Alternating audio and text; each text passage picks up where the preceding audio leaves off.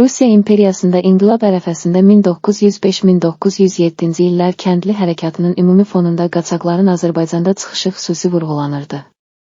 Bu hərəkat kəndlilərin çarizmən torpaq sahiblərinə qarşı mübarizəsinin əhəmiyyətli bir hissəsini təşkil edirdi. İnqilab ərəfəsində qaçaqların çıxışları Bakı quberniyasında təqribən 20-22%, Yelisavetpol quberniyasında isə kəndlilərin bütün azadlıq çıxışlarının 35-38%-i təşkil edirdi. Milli azadlıq hərəkatının böyüməsi şəraitində qaçaq dəstələri də öz mübarizələrini gücləndirdilər. Rəsmi məlumatlara görə, əgər 19-cu əsrin son 5 ilində Azərbaycanda ildə orta hesabla 610 qaçaq çıxışı baş verirdisə, 20-ci əsrin ilk 5 ilində orta hesabla ildə 960 belə çıxış olub. İnqilab ərəfəsində qaçaq hərəkatının güclənməsi həm rəsmi sənədlərdə, həm də o dövrün mətbuatında qeyd olunur. 31 dekabr 1904-cü il tarixli Yeni İcmal qəzetində çap olunan Qafqazda soyğunçuluq haqqında məqaləsində Qafqazda soyğunçuluq nəinki dayanmır, həm də gündən-günə daha cəsarətli olur bildirildi. Azadlıq mübarizəsinin bu formaları bütün Qafqazın kəndliləri tərəfindən geniş istifadə edilmişdir. 1900-1904-cü illərdə Azərbaycanda 68 qaçaq dəstəsi fəaliyyət göstərirdi ki, onların sıralarında 800-ə yaxın kəndli birləşirdi. Bu dəstələrin əksəriyyəti az idi. Onlardan yalnız 12-sinin sıralarında 15-20 nəfər var idi. Digərləri isə sıralarda 5-10 kəndli var idi. Tədqiqatçıların hesablamalarına görə bu dəstələr 5 il ərzində polis ilə 300 dəfədən çox döyüşə girmişdir.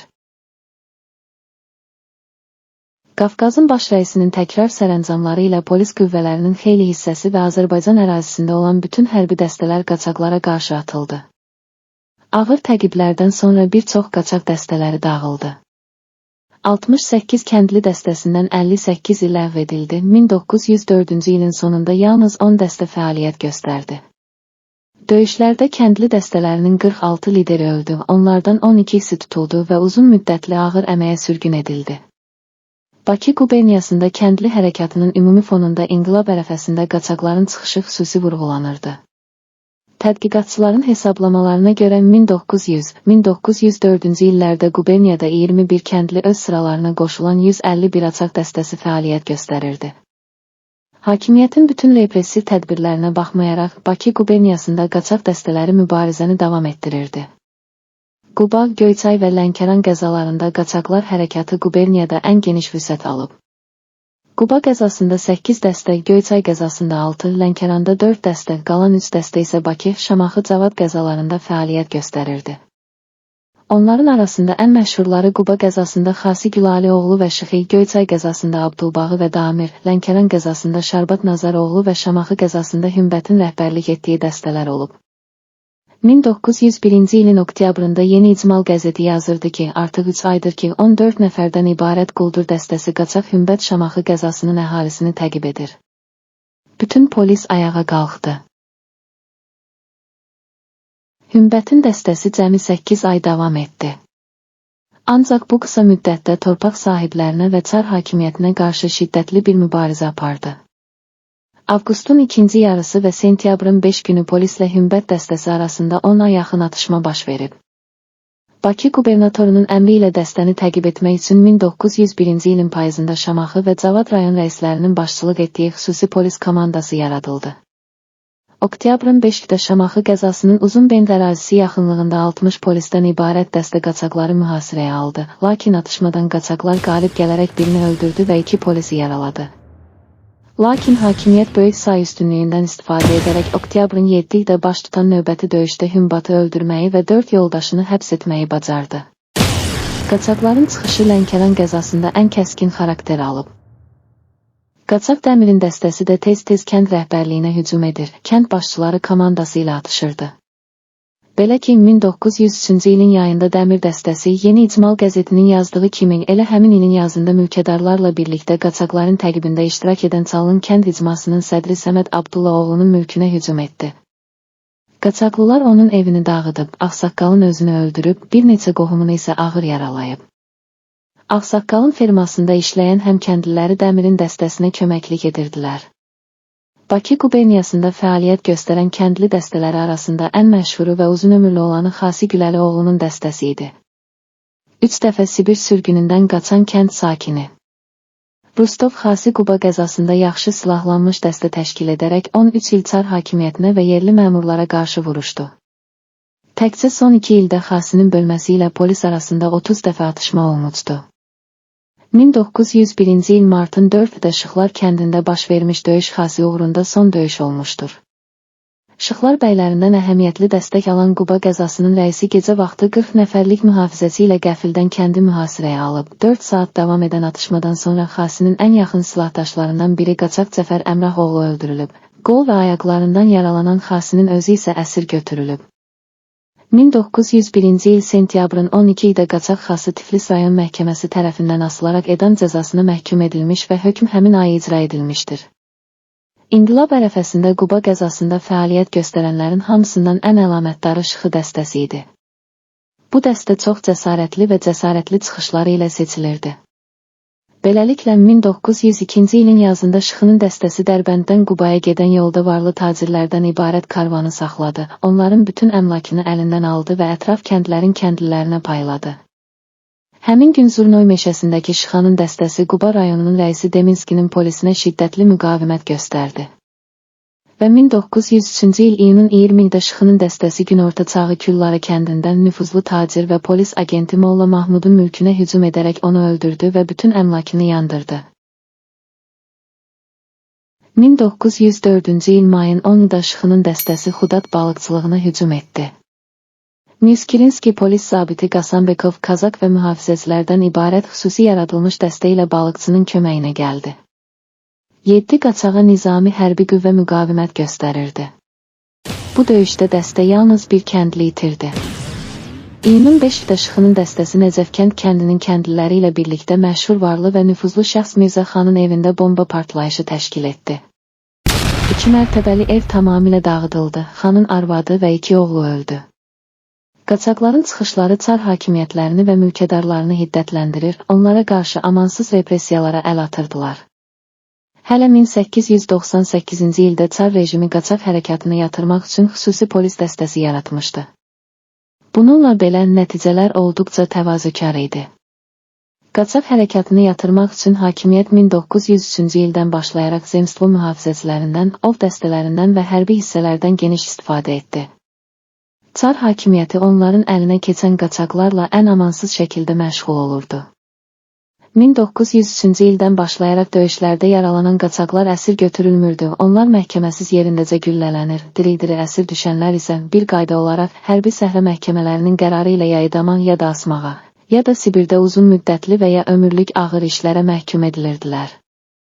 Belə ki, 1903-cü il iyunun 17-də Hərbi Səhrə Məhkəməsi Quba qəzasında fəaliyyət göstərən 8 dəstədən birinin rəisi Məmməd Qaraməmmədoğlunu 80 şallaq, arabaya zəncirləmə, 1 il şərti rütbədə saxlama, 15 il ağır iş, onun yoldaşı Məmməd Qaramədoğlunu isə 17 il həbs cəzasına məhkum etdi.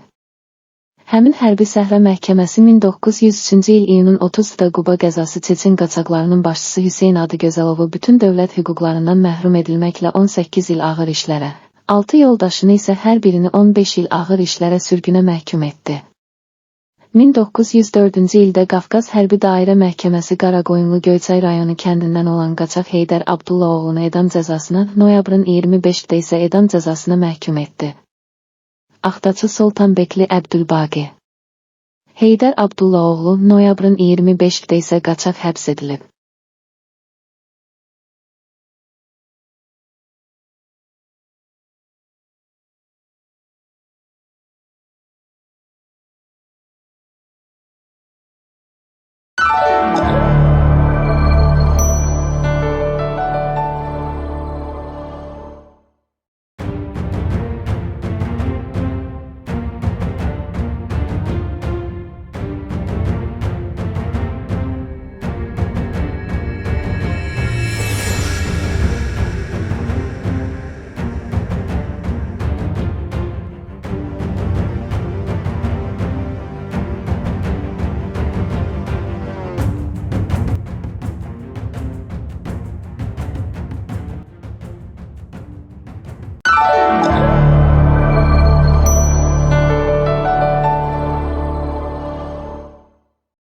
Zəngəzurda və Qarabağda qaçaqçılığa təkan verən amillərdən biri də İrandan qaçaqmalçılıq yolu ilə ticarət mallarının gətirilməsi idi.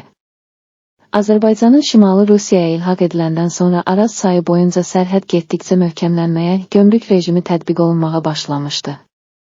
Rusiyada istehsal olunan, keyfiyyətcə İrandan gətirilən mallardan geri qalan malların imperiyanın ucqarlarında baha qiymətə satılması imperiya dövlətin müstəmləkə hesabına varlanması siyasətinin tərkib hissəsi idi.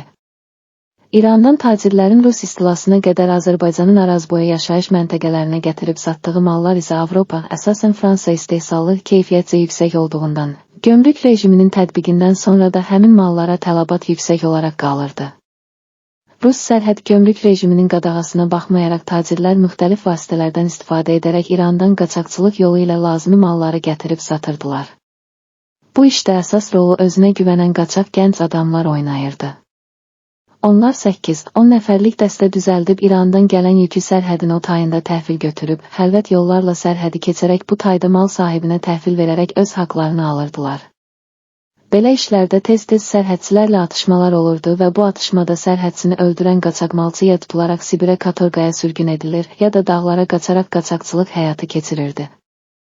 19-cu əsrdə Qarabağda və Zəngəzurda məşhur olan Şuşa əsilzadəsi Məhəmməd bəy Kavaler məhz İrandan qaçaq malı gətirərkən Rus zabitini öldürdükdən sonra qaçaq düşmüşdü. Müstəmləkəçilik istibdadına və yerli bəylərin zülmünə qarşı çıxan və əzilən kəndlilərin hüquqlarını qorumaqla ədaləti bərpa etmək istəyən qaçaqlar arasında Gəncəbasarda Dəlialı, Qaçaq Kərəm, Qaçaq Qəmbər, Qandal Nağı, Qarabağda Məhəmməd bəy Kavaler, Qaçaq Süleyman, Qaçaq Murtuza, Zaqatalada Qaçaq Yusif, Qubada Qaçaq Mayıl, Şəkidə Qutqaşenli Kərim Əfəndi, Zəngəzurda Qaçaq Nəbi xüsusi şöhrət qazanmışdılar. 19-cu əsr Azərbaycanda qaçaq hərəkatının lideri şübhəsiz ki, Qaçaq Nəbi sayılır. Nəbi Alıoğlu 1854-cü ildə Zəngəzurun Aşağı Mollu kəndində anadan olmuşdur. Ailə çox kasıb həyat sürdüyündən atası 15 yaşlı Nəbini öz kəndlərində Kərbəlayı Cəfər ağaya nökər vermişdir. Kərbəlayı Cəfər Nəbinin atası Alı kişini bir ara getmək üstündə döydürərkən 16 yaşlı Nəbi ağasının üstünə atılıb yumruqlamış və ilk dəfə narahat adam kimi çar məmurlarının diqqətini cəlb etmişdir. Bundan sonra Nəbi daha 10 il Şuşada müxtəlif ağalara nökərçilik etmişdir. Qaçaq Nəbi haqqında ilk samballı tədqiqat əsərinin müəllifi Bəhlul Behçətin yazdığına görə Mollu cəmaatı ilə Mahızlı cəmaatı arasında çar məmurları tərəfindən qızışdırılan Sünnişiyə davasında ölən adamın qanını Nəbinin üstünə ataraq onu 8 il katorqa cəzasına məhkum edirlər. Nəbi Şuşa qalasına aparılarkən əli ayağı qandallı halda sıldırım bir qayadan atılaraq qaçır və o gündən onun qaçaqçılıq həyatı başlayır. Qaçaqçılığın ilk günündən Nəbinin həyat yoldaşı Həcər və qardaşı Mehdi də onunla birlikdə olurlar. Çar üsul idarəsindən və yerli bəylərdən rəncidə düşən adamlar tezliklə Qaçaq Nəbinin ətrafına toplaşırlar.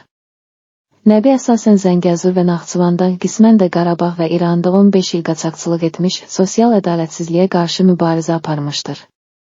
Nəbinin qaçaq yoldaşlarından Sofulu Balakişi və Atakişi qardaşlarının Dağtumaslı Allahverdini, Şahbuzlu Şah Hüseynin, Naxçıvandan Tuzvəlini, Zəngəzurun və Qarabağın kəndlərindən olan Telli Qaranı, Xıdırı, Mahmudu, Lətifi, Qocanı, Mollu Kərimi qeyd etmək olar. Xalq kütlələri Qaçaq Nəbiyə böyük rəğbət bəsləyir və daim ona dəstək vermişdir. Qaçaq Nəbinin dəstəsində adətən 70-80 nəfər qaçaq olardı. Qaçaqların dəstəyə qoşulması və dəstədən ayrılması könüllü idi. Nəbinin fəaliyyəti əslində Cənubi Qafqazda ilk partizan müharibəsi idi. O əvvəlcədən haraya hücum edəcəyini planlaşdırır, 20-30 atlı ilə hücum edir, sonra uzaq dağlara çəkilir, yaxud başqa mahala keçirdi. Bir çox müəlliflər Nəbinin qaçaqlıq müddətinin 20 ilə yaxın olduğunu söyləsələr də, Bəhlul Behçət Nəbinin 1881-1896 illərdə, yəni 15 il qaçaq olduğunu yazır. Bizcə bu məlumat daha dəqiqdir. Qaçaq Nəbi Çar və İran məmurlarının birgə hazırladığı fitnəkar xəyanət nəticəsində 1896 il martın 12-də Kərbəla ziyarətindən qayıdarkən İranın Türkiyə ilə sərhəddində yerləşən Larni kəndi yaxınlığında qaçaq yoldaşı Şah Hüseyn tərəfindən öldürülür. Qaçaq Nəbinin ölümündən 125 ildən çox keçməsinə baxmayaraq o, hələ də xalqın yaddaşında igidlik, ədalət, kişilik, düzgünlük simvolu kimi yaşayır. Təsadüfi deyildir ki, Azərbaycan xalqının yaratdığı 3 ən məşhur qəhrəmanlıq dastanlarından Kitab-ı Dədə Qorqud, Koroğlu, Qaçaq Nəbi biri məhz bu yenilməz xalq qəhrəmanı haqqındadır. Qaçaq Nəbi öldürüldükdən sonra onun dəstəsi dağıldı.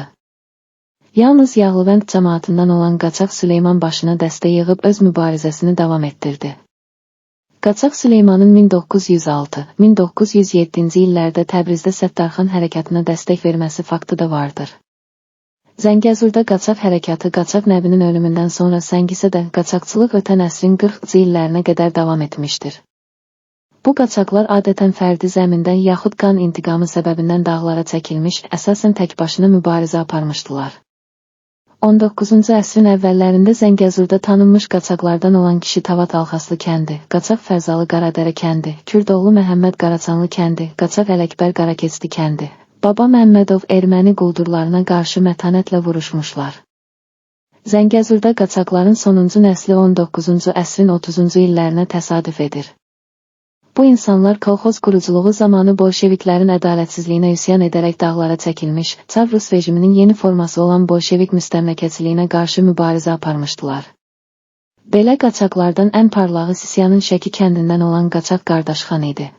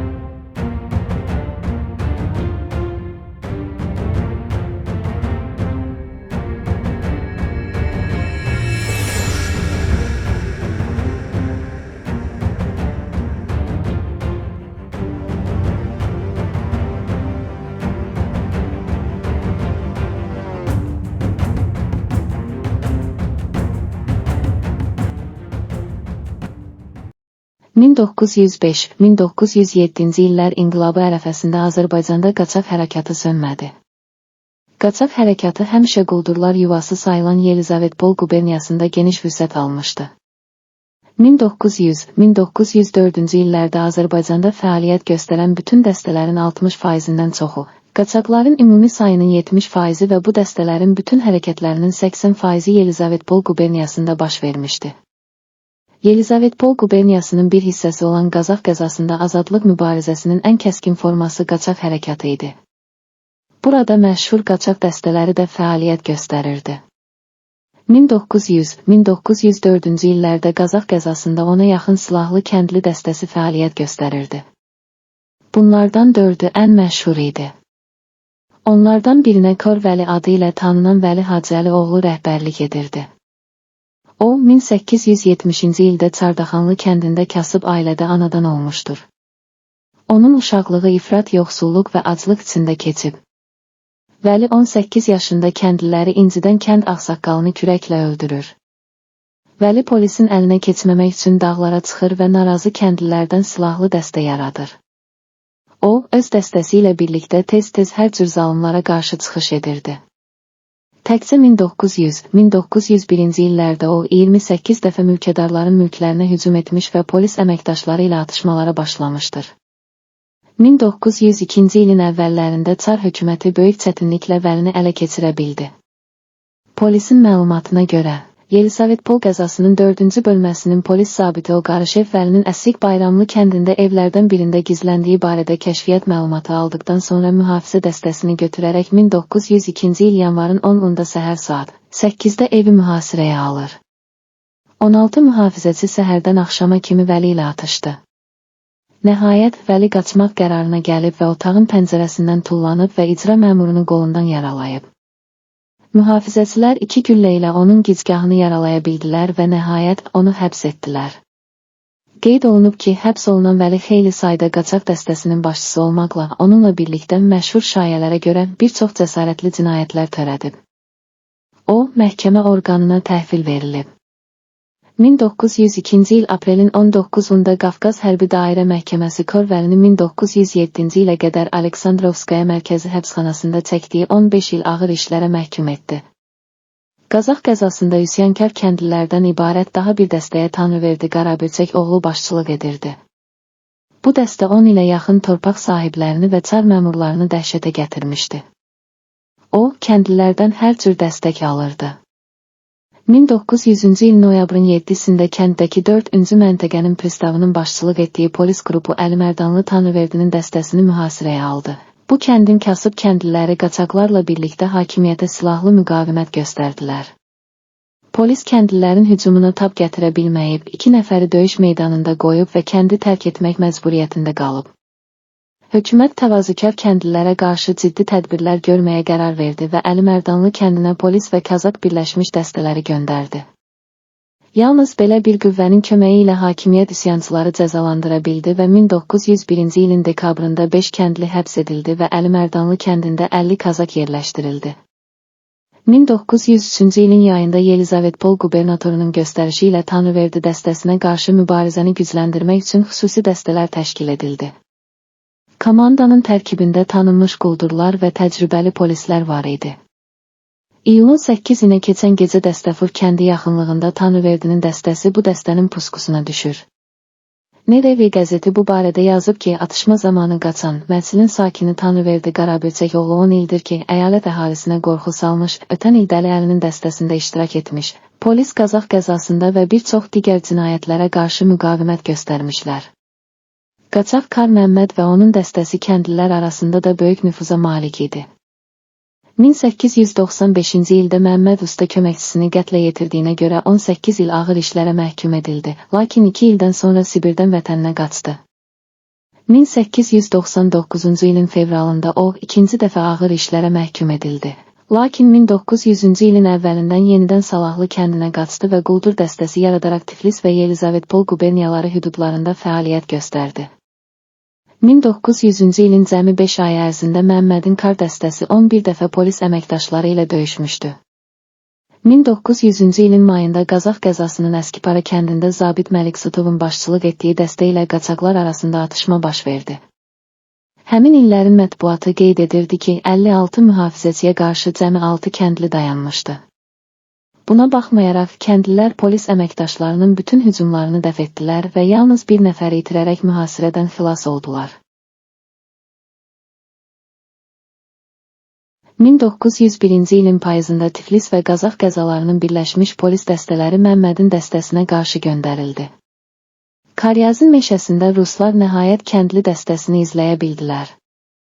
Bu atışmada Kar Məmməd də daxil olmaqla 2 qaçaq ağır yaralanaraq saxlanıldı. 1902-ci il sentyabrın 26-sında Qafqaz Hərbi Dairə Məhkəməsi Məmmədi asaraq ölüm cəzasına məhkum etdi. Qazax qəzasında başqa bir məşhur qaçaq dəstəsi Süleymanın başçılıq etdiyi dəstə idi. Bu dəstənin 19-cu əsrin sonlarında təşkil olunmasına baxmayaraq 20-ci əsrin əvvəllərində məşhurlaşdı. Bu zaman Süleymanın dəstəsi torpaq sahibləri və zemstvo mühafizəçiləri üçün bir bəlaya çevrilmişdi. 1903-cü ilin yayında Süleymanın dəstəsinə qarşı təcrübəli mühafizəçilər və polis agentlərindən ibarət xüsusi silahlı dəstə göndərildi. İyulun 6-da stansiya yaxınlığındakı döyüşlərdə Şıxlı Süleyman məşhur qaçaqlardan Əmir Aslan Tanrıqulu Nəcəf onun dəstəsinin 6 üzvü həbs edildi. Lakin 1904-cü il aprelin 1-də Süleyman həbsxanaya hücum təşkil edərək yoldaşlarını azad etdi. Rəsmi məlumatlara görə, əgər 19-cu əsrin son 5 ilində Azərbaycanda hər il orta hesabla 610 qaçaq çıxışı olurdusa, 20-ci əsrin ilk 5 ilində hər il orta hesabla 960 qaçaq çıxışları olurdu. İnqilab ərəfəsində qaçaq hərəkatının güclənməsi həm rəsmi sənədlərdə, həm də o dövrün mətbuatında qeyd olunurdu.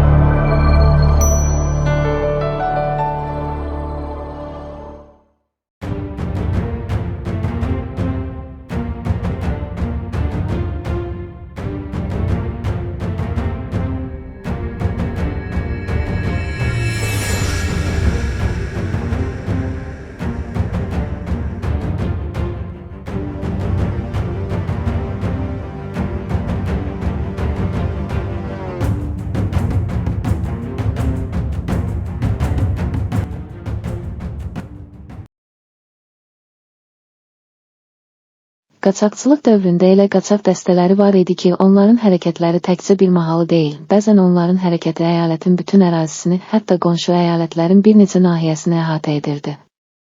Bu dəstələrdən birinə tam adı Əli Məhərrəmoğlu Əliyev olan Dəli Əli rəhbərlik edirdi.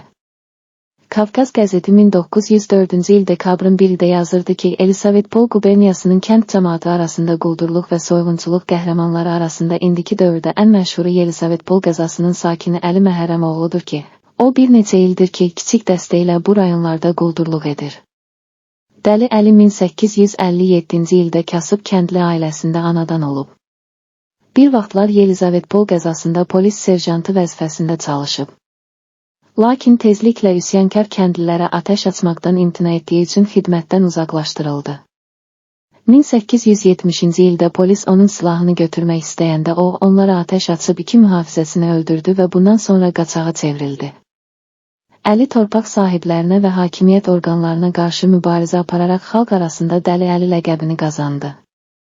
O, 35 ilə yaxın kəndlilərdən ibarət silahlı dəstənin başında dayanıb.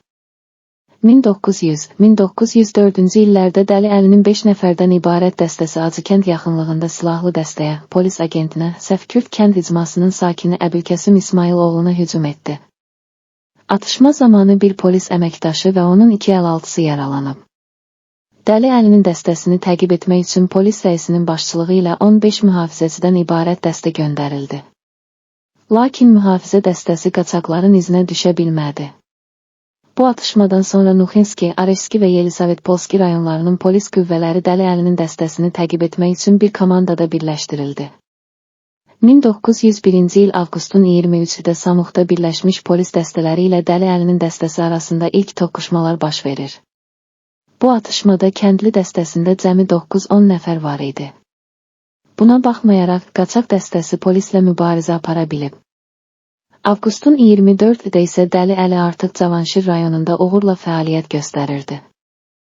Onun dəstəsi kəndlərin yaxınlığında Sirazlı rayon rəisinin dəstəsi ilə toqquşub və uzun sürən atışma baş verib, nəticədə bir mühafizəçi həlak olub, biri yaralanıb. Sentyabrın 20-də Dəli Əlinin dəstəsi artıq Yelisavetpol qəzasının kəndində idi. Oktyabrın 10-da Bozdağ ərazisində 4-cü polis bölməsinin icraçı qrupu ilə atışıb. Elisavetpol rayon icra hakimiyyətinin tərcüməcisi Hacıbəyovun komandası ilə rastlaşaraq dekabrın 8-də Azər Rəhmədli Cəmiyyətinin sədrinin mülkünə basqın edərək sədrin evini dağıdıb. 1902-ci il martın 25-də Yelisavetpol qəzasının rəisi Flagenski qubernatorun şəxsi göstərişinə əsasən Dəli Əlini saxlamaq məqsədi ilə 23 mühafizəsinin müşayiəti ilə Seybətli kəndinə yola düşdü. Martın 27-sində Şamxorka çayı yaxınlığından Dardərədə Dəli Əlinin dəstəsinin qaçaqları onlara hücum etdilər. Şiddətli atışma baş verdi və bu atışma zamanı mühafizəçilər Tabakov öldürüldü, mühafizəçilər Şepelev və Novikov isə ölümcül yaralandı. Kəndli dəstəsi də 3 nəfər itirdi. Nadir Tanrıverdioğlu, Əli Sadıqoğlu, Əmirəstan Tanrıquluoğlu. Bu döyüşdə kəndlərin demək olar ki, Seybatlı və Qabahtəpə kəndinin bütün kəndliləri qaçaqlar tərəfində iştirak edirdi. Atışma nəticəsində 8 kəndli həbs edilib. Düz bir ay sonra Dəli Əlinin dəstəsi bu dəfə Ağasıbəkli düşərgəsi yaxınlığındakı Acıkənddə rayon rəisinin polis dəstəsi ilə qarşılaşdı. Silahlı qarşıdurma 8 saata yaxın davam edib. Bu atışmada 4 qaçaq öldürülüb. Yoldaşlarının qisasını almaq istəyən Dəli Əli iyunun 20-də Xaçbulaqda rayon rəisinin polis dəstəsinə hücum etdi və onu tamamilə məğlub etdi. Qəzetlər Çar hakimiyyətinin qaçaqlara qarşı mübarizədə acizliyini dəfələrlə qeyd etmişlər. Tiflis Leaflet qəzeti yazır ki, quldur Dəli Əlinin dəstəsi ən enerjili təqib tədbirlərinə baxmayaraq hələ də azadlıqdadır. 1902-ci ilin sentyabrında Qazax qəzasının Berv kəndində yerli mülkədar Hacı Məlikov torpaq sahəsini zəbt edəndə kəndlilər kömək üçün Dəli Əliyə müraciət etdilər. Oktyabrın 17-də qaçaq dəstəsi kəndə gələrək Məlikovun mülkünə hücum etdi. Yaxşı silahlanmış dəstələrlə atışmada 4 qaçaq, Post Məmməd, Oruc, Qasım və Məmməd yaralanıb. Əhəmiyyətli itkilərə baxmayaraq, qaçaq dəstəsi torpaq sahibinin mülkünü dağıdıb, oğlunu öldürüb və 40 atını əlindən alıb. Dəli Əlinin dəstəsini məhv etmək üçün Çar hakimiyyətinin bütün cəhdləri nəticəsiz qaldı. 1903-cü ilin sonunda Yelisavetpol qəzasının rəisi Flagenski vəzifəsindən azad edildi.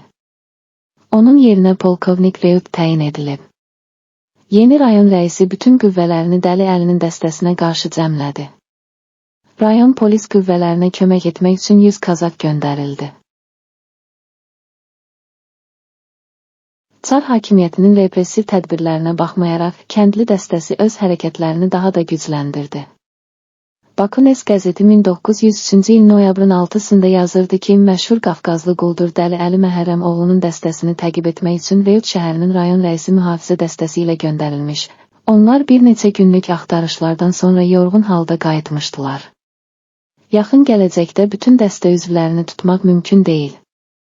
1904-cü il fevralın 21-də Dəli Əlinin dəstəsi Sarov kənd idarəsinə hücum edərək kənd ağsaqqalı, katib və 4 mühafizəsini əsir götürür.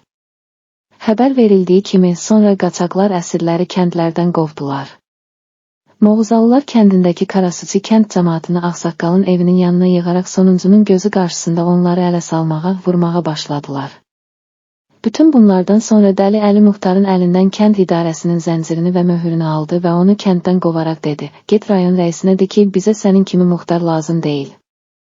Azərəhmədli cəmiyyətinin kənd idarəsini 100 nəfərlik kazak və bir mühafizə dəstəsi qorumasına baxmayaraq, fevral ayında Dəli Əlinin kiçik dəstəsi onlara hücum etdi. Kəndlilərlə hökumət qüvvələri arasında 6 saatdan çox davam edən atışma baş verib.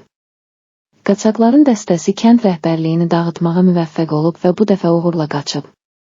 Dəli Əli dəstəsini təqib etmək üçün 1904-cü il martın sonundan xüsusi patrul dəstəsi yaradıldı. Bu dəfə Qazax rayonunun rəisi Arnold rəhbərlik edirdi.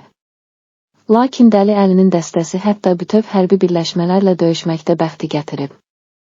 Aprelin 22-sində səyyar dəstə kəndə yollandı. Dal Məmmədli, Xanbiçi ərazisində qaçaqlar dəstəsinin yayılım atəşi ilə dayandırıldı. Atışma zamanı bir mühafizəçi həlak olub, çoxlu sayda yaralanan olub. Yerli hakimiyyət qaçaqlar qarşısında aciz olduqlarını etiraf etmək məcburiyyətində qaldı.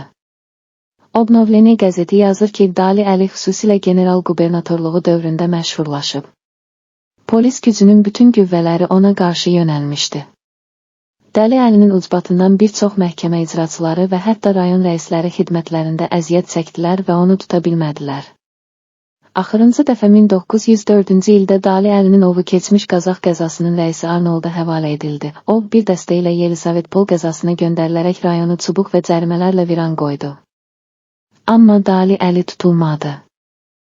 Növbəti məğlubiyyətdən sonra polkovnik Arnold xüsusi səyyar dəstənin komandanlığından azad edildi.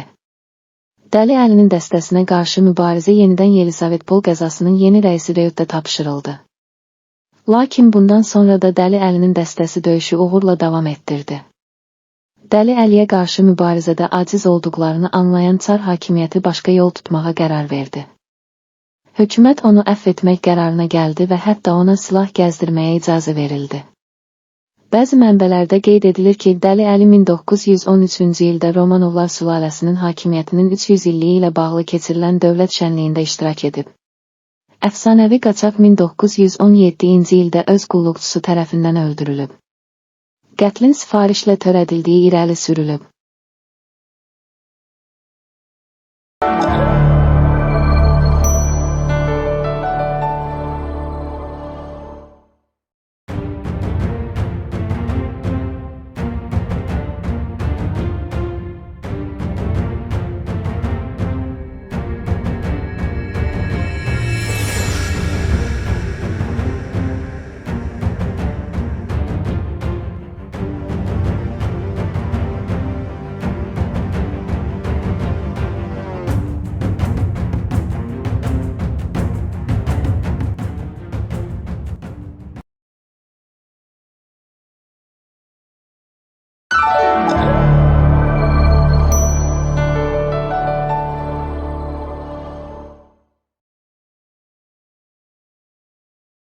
Birinci Rus inqilabı ərəfəsində Cavanşir qəzasında kəndlilərdən ibarət 7 silahlı dəstə fəaliyyət göstərirdi. Lakin Yelizavetpol və Qazax qəzalarından fərqli olaraq Cavanşir qəzasında qaçaq dəstələri az idi. 7 dəstədən 5-inin sıralarında cəmi 5-6 nəfər var idi. Onlardan yalnız ikisi nisbətən çox idi. Məsələn, Sarı Məhərrəmin dəstəsində 10-12 kəndli, Balakişinin dəstəsində isə 12-14 nəfər var idi. 3 il ərzində Sarı Məhərrəmin dəstəsi torpaq sahibləri və polis məmurları ilə dəfələrlə döyüşmüşdür. Bütün tədbirlərə baxmayaraq Sarı Məhərrəmin dəstəsi fəaliyyətini fəal şəkildə davam etdirirdi. 1900-cü il mayın 28-də onun dəstəsi iri mülkədar Balabəy Tağıbəyin mülkünə hücum etdi. 11 torpaq mülkiyyətçi qrupu ilə şiddətli atışmada onlardan ikisini öldürdülər, mülkləri dağıtdılar və çoxlu taxıl, un və mal-qara ələ keçirdilər. Tağıbəyin mülkünün dağıdılması tək-tək bir hadisə deyildi. Həmin illərin mətbuatında Sarı Məhərrəmin qaçaq dəstələrinin torpaq mülkiyyətçiləri Rüstəmbəyovların, Balabəykovların, Vəzirovların, Cavanşirbəylərin, Mikrosbəylərin, Sarmasbekovların və başqalarının mülklərinə hücumu qeyd olunurdu. 1901-ci il yanvarın 26-sında Gülüstan ərazisi yaxınlığında Cavanşir qəzasının qubernatoru Reyutanın polis dəstəsi ilə Sarı Məhərrəmin dəstəsi arasında növbəti toqquşma baş verdi. Bu döyüş Sarı Məhərrəm üçün sonuncu olub. Polis agentinin köməyi ilə 50-yə yaxın polis əməkdaşı qaçaq dəstəsindən 4 nəfərin yatdığı evi qəfildən mühasirəyə aldı. Sarı Məhərrəmin ölümü ilə nəticələnən atışma baş verdi. Elə həmin gün Yelizavetpol qubernatoru Lutzau baş komandana telegram vurdu ki, cəzadan qaçan ən bədnam, Cavanşir qəzasının bütün quldur dəstələrinin əsas təşəbbüskarı kimi 6 il xidmət etmiş Sarı Məhərrəm qvardiyaçılarla atışmada öldürüldü. Sarı Məhərrəmlə eyni vaxtda Cavanşir qəzasında kəndli Balakişinin komandanlığı ilə qaçaq dəstəsi fəaliyyət göstərirdi. 1885-ci ildə vergi qətlə yetirdiyinə görə, o, cəzasını çəkdikdən sonra əbədi olaraq Sibirdə yaşamaq şərti ilə 15 il ağır işlərə məhkum edildi. Lakin 1890-cı ilin sonunda Balakişi sürgündən qaçaraq vətənə qayıdır və kəndli dəstəsi təşkil etməyə nail olur. 1901-ci ilin yazında Ayrıcan kəndi yaxınlığında onun dəstəsi 2-ci bölmənin pristavı Yarolovun komandasına hücum etdi və pristav möcüzəvi şəkildə mühasirədən qaça bildi. Yayda isə Balakişi və Hüseyn Qulunun birləşmiş kəndli dəstəsi Xanlar bəy və Cümşüd bəy Hacıbəyovun yataqlarına hücum edərək mülkədarların bütün əmlakını yandırdılar. Qaçaqların üsyanı barədə mətbuatda məlumat alan yerli polis dərhal rayon rəisi Reyutun başçılığı ilə mühafizə dəstəsi yaradaraq qaçaqlara qarşı hərəkətə keçdi. Təxminən saat 16 radələrində atışma başladı.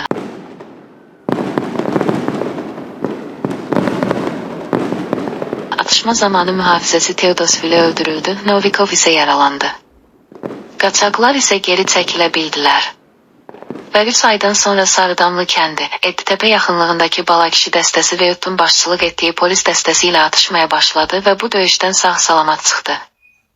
Lakin 1901-ci ilin sonunda polis və mülkədarların birləşmiş qüvvələri qəfildən Balakişinin yerləşdiyi Əlyanlı kəndini mühasirəyə aldı. Sonraki atışmada Balakişi də daxil olmaqla 2 qaçaq öldürüldü, daha ikisi isə saxlanıldı. Cavanşir qəzasında fəaliyyət göstərən 8 qaçaq dəstəsindən 1901-1902-ci illərdə polis və mülkədarların fəal köməyi ilə ov dəstələrinin təqibi nəticəsində 7 nəfər öldürüldü. Parçalanmış 6 kəndli dəstəsinin başçısı öldürülmüş, biri tutulmuş və onlardan yalnız biri 1902-1904-cü illərdə fəaliyyətini davam etdirmişdir. Qaçaq üsyanları nisbətən zəif olsa da Nuxinski Şəki rayonunda da baş verdi. 1900-1904-cü illərdə bu nahiyədə Sadıq Dadaşoğlu, Məmməd Ağamoğlanoğlu, Muxtar Əkbəroğlu, Əbdülrəhim Fətəlioğlu başda olmaqla 4 qaçaq dəstəsi fəaliyyət göstərmişdir. Bu dəstələrin içərisində ən böyüyü Sadıq Dadaşoğlunun dəstəsi idi. Sadıq özü Başkeyib kəndinin sakini olub, pis davranışına görə 1897-ci ildə 5 il müddətinə Rusiyanın daxili quberniyalarından birinə sürgün edilib. Lakin 1901-ci ilin aprelində o, oradan evə qaçdı və tezliklə kəndlilərdən öz silahlı dəstəsini təşkil etdi. 1901-1903-cü illərdə Sadıqın dəstəsi polis əməkdaşları ilə 8 dəfə atışma keçirib. Bu toqquşmalarda kəndlilər 6 nəfəri öldürmüş, 8 nəfəri yaralamışlar. Çox çətinliklə yerli hakimiyyət Sadıqın dəstəsini məhv edə bildi. 1903-cü il martın 7-sində Başkeyniv kəndində mühafizəçilərlə çıxılmaz müqavimətdən və uzun sürən atışmadan sonra Nuxinski rayon rəisinin yazdığına görə Sadıq Dadaşoğlu başından, budundan və sağ qolundan yaralanarkən əsir götürüldü və Nuxinski həbsxanasına salındı.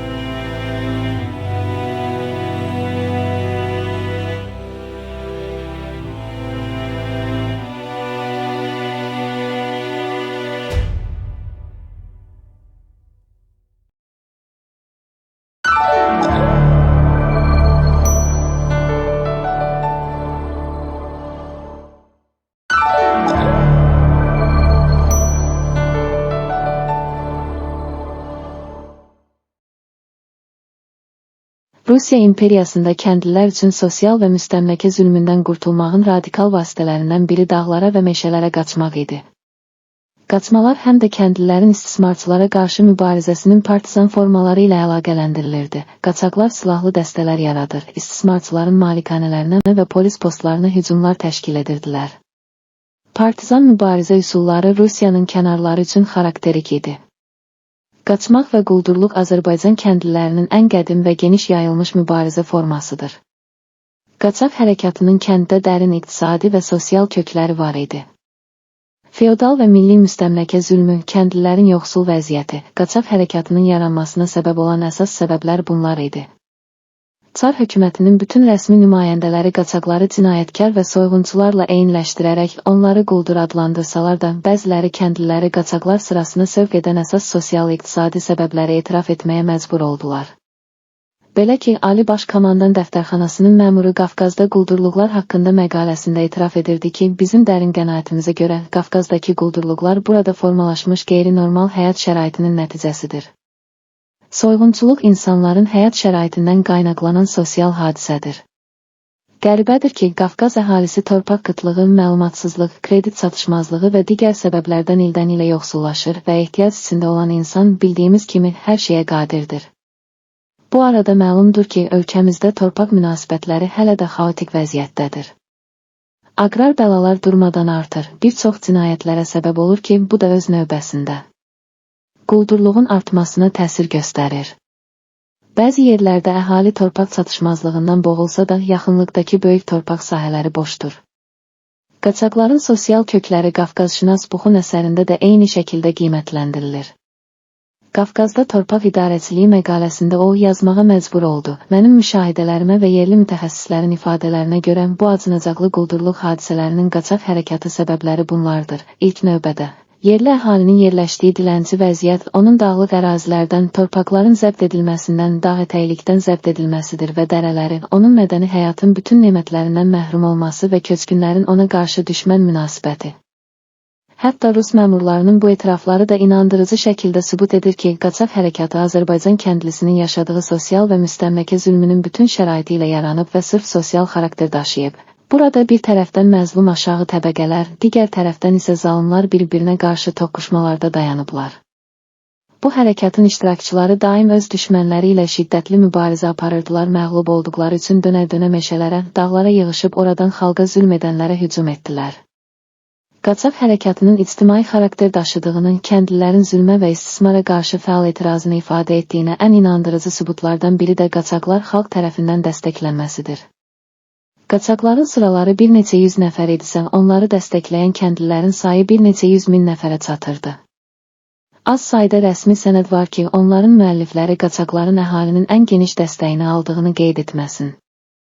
1906-cı il dekabrın 28-də tərtib olunmuş rəsmi sənədlərin birində qaçaq nəbi hərəkatı haqqında danışan müəllif etiraf etmək məcburiyyətində qalıb ki, Qafqazda oğurluqların tarixi müəyyən etmək üçün yetərincə material verir ki, onların arasında quldurluq öz dövründə belə inanılmaz inkişafa nail olub, onu nəinki sistemli şəkildə gizlətmiş, hətta quldurluğun inkişafına töhfə vermişlər.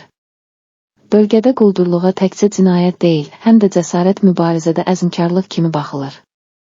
Qaçaq hərəkatlarının gücü onda idi ki, onların yetişdirdiyi yer kəndlilər idi və onlar öz dəstələrini daim artırırdılar. Bu baxımdan Bilik qəzetinin Yelizavetpol quberniyasından olan müxbirinin reportajı xüsusi maraq doğurur. Orada deyilirdi ki, əhali quldur dəstələrinin sıralarını daim və müntəzəm olaraq artırır. Yerli əhalinin onlara rəğbəti böyükdür. Vəziyyətə görə bir neçə kənddə qaçaqların tutulmasının şahidi oldum və buna görə də içində soyğunçular olan müsəlman kəndinin psixologiyası ilə hər tərəfli tanış oldum. Müsəlmanların çoxu qəsdən quldurları təqiblərdən qoruyur, onlara hər şeydə rəğbət bəsləyirlər. Bu etiraf hökumət məmurlarının bir çox kəndlinin qorxusundan qaçaqlara kömək etdiyinə dair fərziyyələrini təkzib edir. Kəndlilər qaçaqları müxtəlif istismarçıların zülmündən, kənd məmurlarının və çar məmurlarının zülmündən və zorakılığından qoruduqlarına görə onların ardınca gedirdilər. Tiflis Leaflet qəzeti bu barədə yazırdı. Qaçaqlar kəndlilərin demək olar ki, hər gün qarşılaşdıqları kənd hakimiyyətinin zülmündən özlərini müdafiə etmək üçün tam imkandan məhrum olduqlarını bilə-bilə əhalinin, xüsusən də kənd əhalisinin mənafeyinin keşiyində dayanırlar. Hətta rəsmi çar sənədlərindən belə aydın olur ki, çətin vaxtlarda kəndlilər kömək üçün qaçaqlara üz tutaraq torpaq sahiblərini və çar məmurlarını qaçaq adı ilə hədələyirdilər. Xalqın əsil qisasçıları olan qaçaqlar zəhmətkeş kəndliləri nəinki mülkədarların, çar oğrularının istismarından qoruyur, bununla yanaşı yerli quldurlarla eyni vaxtda döyüşürdülər. Və çox vaxt bu döyüşlərdə ölürdülər. Bəzi nümunələr 1901-ci il sentyabrın 10-unda kəndli dəstəsinin rəhbərlərindən biri, Qazax qəzasının Salahlı kəndinin sakini Məşədi dilənçi Musaoğlu Malqara oğrularının kəndə hücumu zamanı kəndliləri müdafiə etmək üçün ayağa qalxır və atışma baş verir, nəticədə o həlak olur.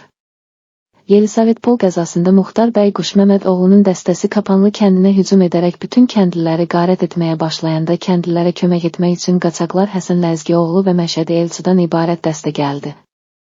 Onlar quldur dəstəsini məğlub edərək başçıları Muxtar bəyi öldürdülər. 1902-ci il fevralın 4-ündə Qaradağ xanı Rəhim xanın dəstələri Şuşa və Cəbrayıl qəzalarının sərhəd kəndlərinə hücum edəndə onlara qarşı döyüşdə Süleyman Ağa Hüseyn oğlunun dəstəsinin çoxlu qaçaqları iştirak etmişdi. Döyüş itkisiz keçmədi. Bir çox qaçaq öz mərdliyi, fərasəti, igidliyi və ədaləti ilə kəndlilər arasında böyük hörmət və ehtiram qazanmışlar. Bu əsl xalq qisasçıları xalqın sevimlisi idi. Kəndlilər övladlarını bu ruhda böyüdürdülər. Məsələn, Znani qəzetinin müxbiri yuxarıda qeyd etdiyimiz məqalədə artıq yazırdı. Uşaqlar və yeniyetmələr bu yöndə tərbiyə olunur, onların gözündə ancaq oxuyursan, qaçaq yağdır. 1906-cı il sentyabrın 16-sında Yelizavetpol general qubernatoru xəbər verir ki, quldurluq hələ də soyğunçuluqla məşğul olanların şücaəti və cəsarəti üçün ictimai heyranlıq obyektidir. Bütün əjdahalar eskadronu ilə quldurlar üçün hər uğurlu atışma və məhkəmə icraçılarının və mühafizəçilərin tərk-silah edilməsi əhalinin gözündə soyğunçuların toxunulmazlığına inam yaratdı və onları ölçüyə gəlməz cəsarət, bacarıq və gücə malik insanların aurası ilə əhatə etdi, həmişə əhalinin qarşısında baş əydi.